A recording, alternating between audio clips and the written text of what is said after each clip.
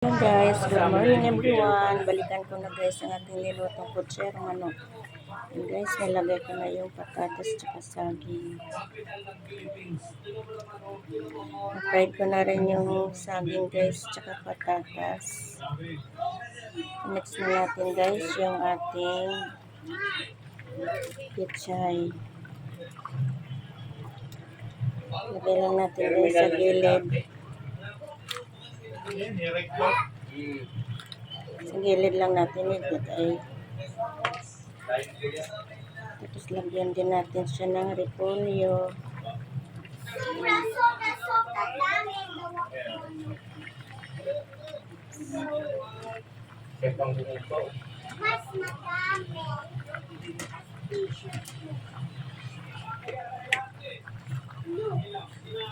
Guys, yummy yummy. So, nandito yung aking anak nakatira sa Taguig guys. Miss ko na sila. Kompleto kami ngayon guys, ang aking pamilya. Kaya nagluto ako ng masarap na ulam para makatikim din sila guys. Takpan muna natin to guys.